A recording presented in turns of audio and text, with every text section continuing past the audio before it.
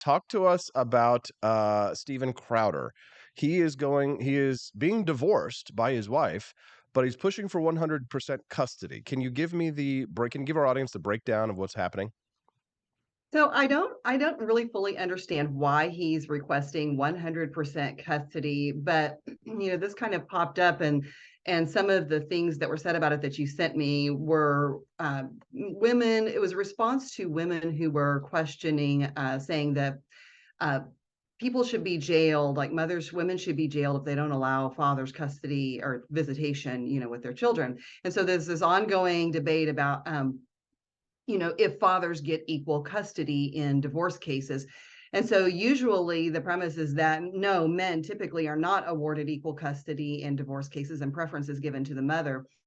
But in this case, it's a little different. Steven Crowder is going for 100% custody. And it is a little unusual given all of the drama that has come out about that and that ring camera video where it looks like he's being pretty abusive to his wife verbally. Um, we don't know all the facts. I mean, when I look at stuff like this, I'm like, oh my gosh, we're talking about somebody's divorce in public and, like, why should we should not be doing that. But at the same time, Steven Crowder is a public figure. He is the one who made his divorce very public. He is the one who called for unsealing the court records regarding the divorce. And ironically, apparently, in their hearing the other day, his attorneys were asking for it to be closed, for no outside reporters or anybody to be allowed in the courtroom. And I think the judge was kind of like, well, you've already made this really public, and kind of pointed out the hypocrisy in that. So I didn't realize, by the way, in Texas courts, you cannot, in the courtroom, you can't record audio or video. So there was somebody in there who was taking notes. So we have that information from there. But yes, he has apparently four lawyers, and is requesting 100% custody. And there's really, I haven't seen a good reason why. I'm sure we don't know all of the details, but it does kind of bring up the conversation of equal, rights in parenting. Uh, there's a prominent YouTuber. She goes by the name Just Pearly Things on YouTube, and she's kind of become a commentator in the manosphere, talking about men's rights and things. She posted a tweet yesterday that got a lot of pushback from some people. Nuance Bro on Twitter says, "What do you think about Crowder going for full custody of his kids when his wife is asking for 50-50 custody? He has four lawyers and she has one." But Right.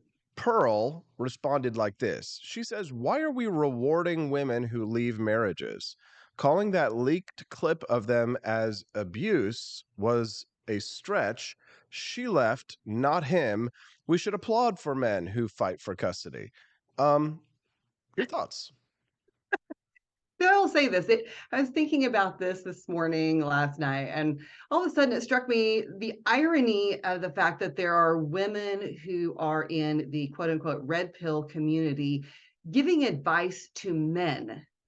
Like, that seems a little upside down from what the premise is of the red pill community. But I think it's a typical example of this performative nonsense that goes on with the TradCon accounts, especially it seems like more so in the case with women often than anybody else. And they take it too far. I mean, it's not about whether or not men deserve custody. Of course, they deserve custody. Children need both parents. It's this idea that,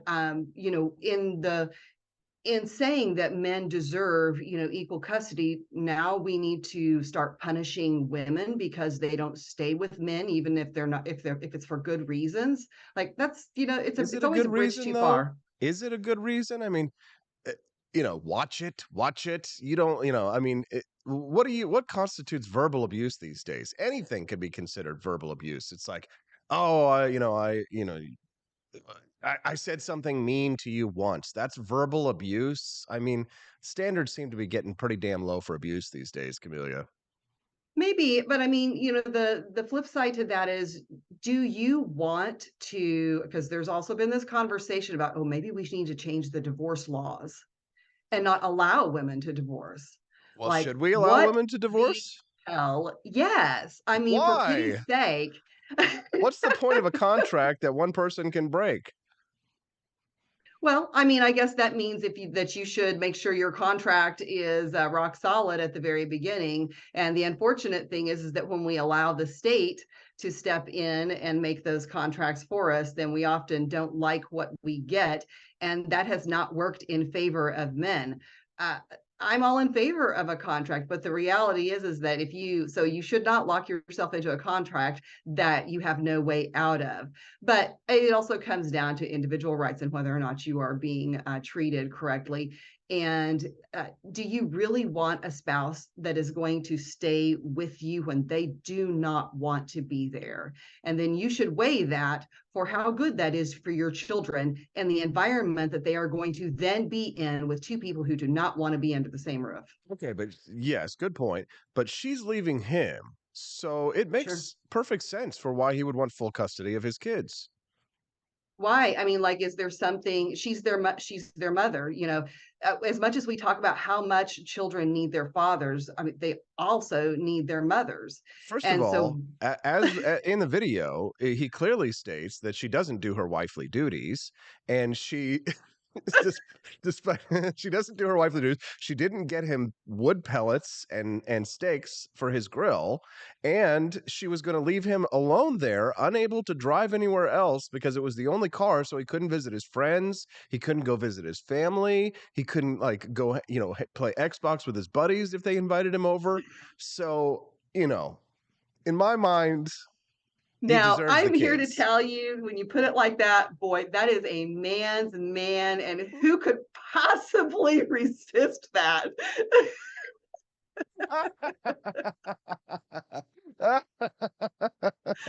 Oh my god. Oh my god. This shit is just too funny. If you're just tuning into the Wake Up America show, good morning. I'm your host, Austin Peterson. We're glad to get you here. Glad to have you here on the show today. The numbers of viewers on both streams is really making me happy. I know people are like, Austin, you don't have 1,000 people watching you. You're nobody. I don't care. I love that there's almost 100 people watching us live now on the regs every morning, and I get to introduce to you my good friends, people like Camellia Peterson. We've had Larry Sharp on the show today, Tony Lavasco. You don't get content like this anywhere else. There are no other shows like this. We're number one, the best morning show. So make sure you click like and subscribe so that you can come back and join us to have fun conversations just like this. A little Anna Banana, go ahead. Well, I was just going to say a little Missouri note related to this is that Missouri just passed a law that is that basically is a 50-50 shared parenting custody law. And it requires judges to start each case with the presumption that equal or, approximately equal, time for each parent is in a child's best interest. So before, they really started from a much more subjective assumption in what they thought was best for the child. But this requires them to start at that 50-50, and then they can look at evidence for why it should be otherwise. Do you think like not getting wood pellets, and I hear he has a bad back, do you think that things like that factor in?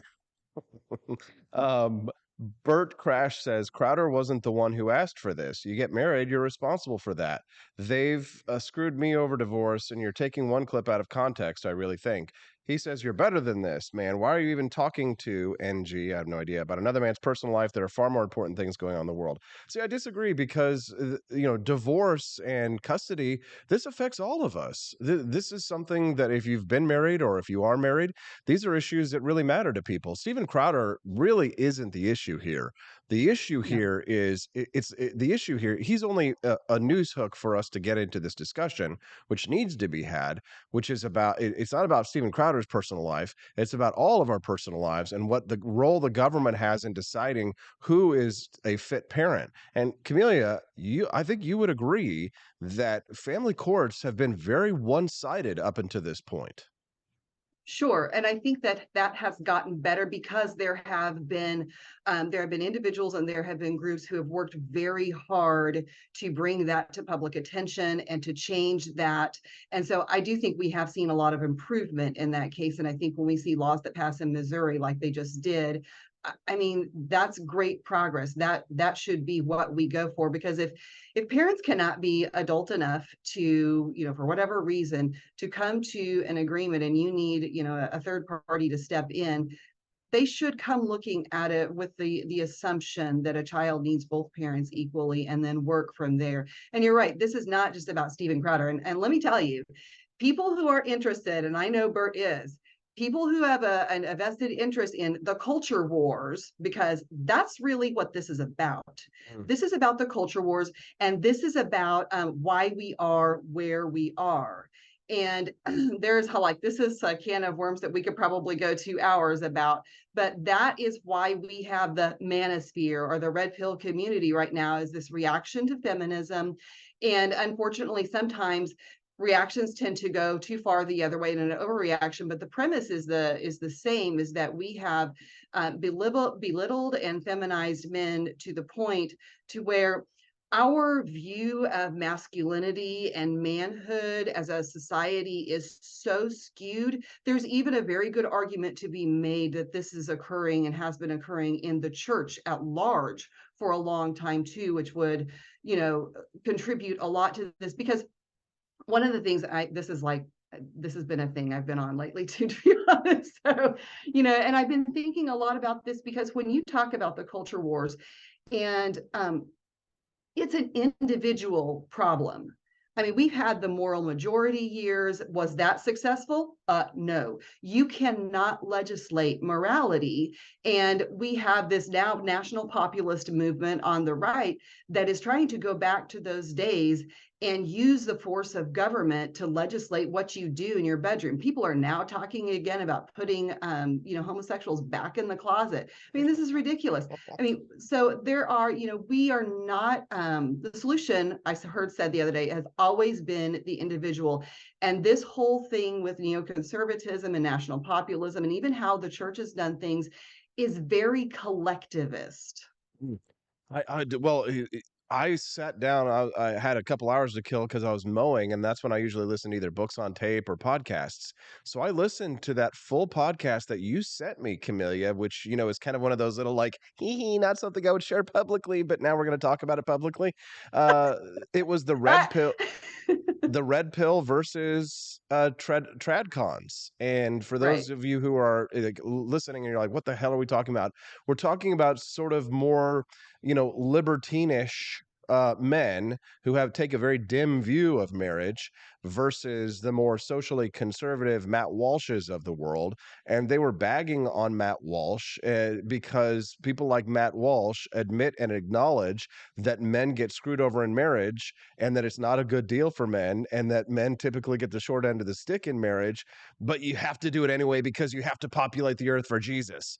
And they were ripping him to shreds because Matt was talking out of both sides of his face about how men should have to submit, and it's all about being a servant leader, and it's all about how the only thing that the church and many other like of the pastors that they played from their sermons were talking about, that the only solution that traditional conservatives offer to the men in their flock is to be a servant leader, and that they serve these matriarchal churches that put the needs and the wants and the feels. It's feels before reals, they said, right? The Yeah. idea is Yeah. that what your feelings matter more than what is actually real. And I really like the analogy, or is it a simile or a metaphor? I'm not sure. Where the pastor took the rose and he passed it around the congregation, and he was saying when the rose made it back to him after it had been so abused and handled by everybody in Right. the congregation, it was broken, it was wilted, it was destroyed. He's like, now who wants this rose?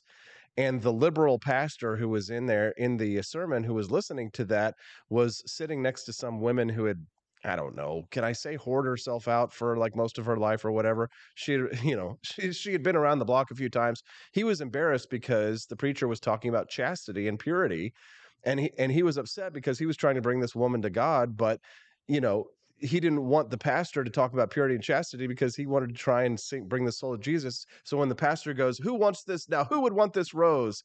The pastor was like, who was watching, was like, Jesus would want this rose and all this kind of stuff. I mean, you got to admit, I mean, most of the tradcon movement, like they want to have this restoration of the moral majority, but the fact is most of them are pretty effing cucked.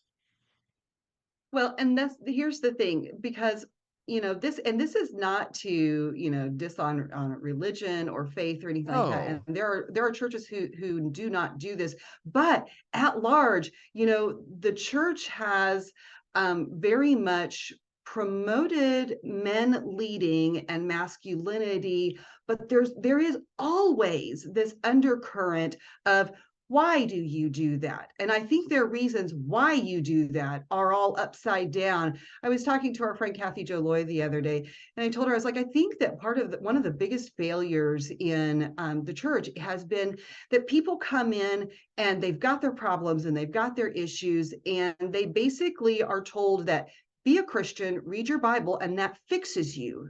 And so they don't ever do the work of, just of transformation within themselves and self-actualization to actually make those changes. They're relying on it for someone else. And I think that that's part of the issue. One of the things that was said in that video, which by the way, I did share publicly, oh, you and I did? was like, I know I did. I was like, I know some of you people are going to be appalled, but I'm there's the some only great one who points in here. watched it.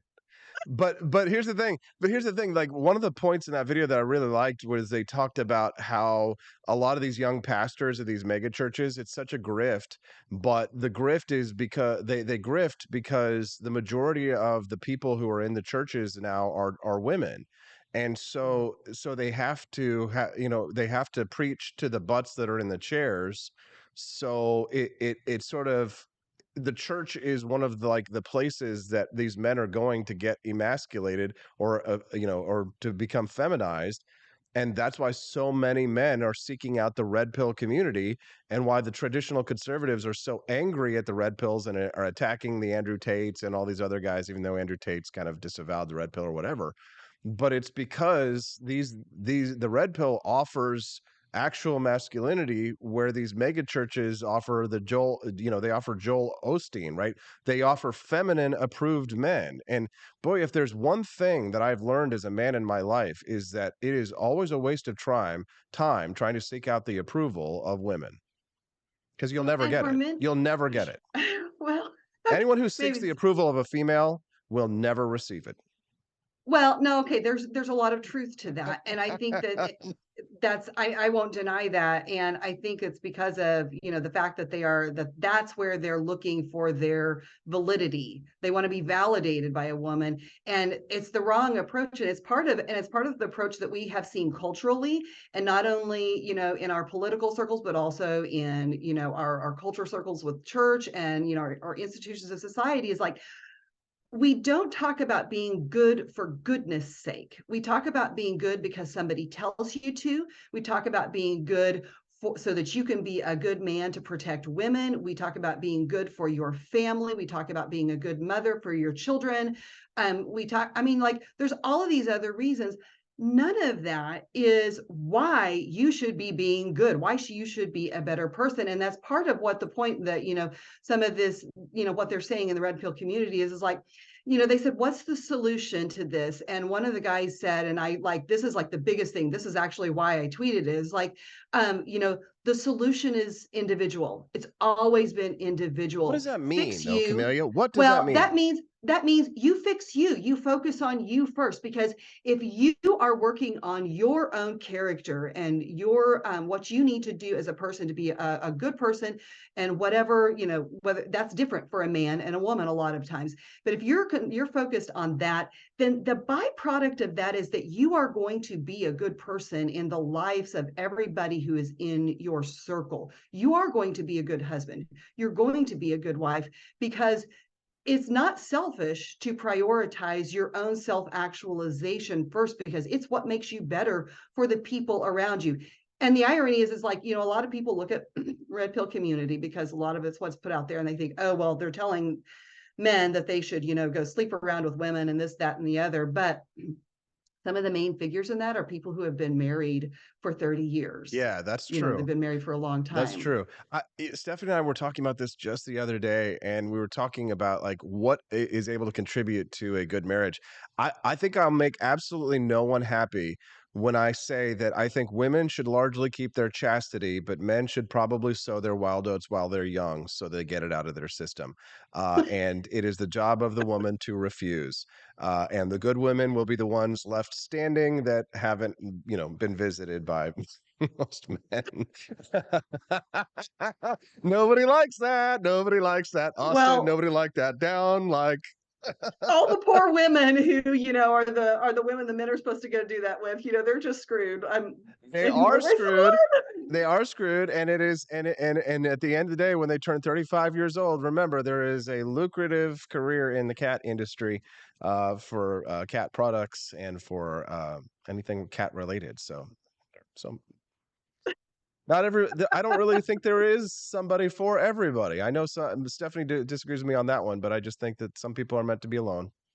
I do well, and I would agree with you there. And I also don't think that there's just one person for everybody. This is like an unpopular idea. This is probably where I get a lot of the way I Oh yeah.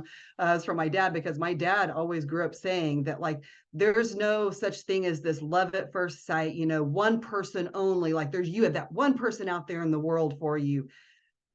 And like that's kind of been, what's the, happily ever after pop culture thing that we pushed for so long. That's actually why I liked the movie Frozen at first. Yeah. Yeah, it was because they didn't go for the love at first sight, happily ever after kind of story. It was like, the love at first sight thing turned out to be like what it usually is. It fools you. It's not great.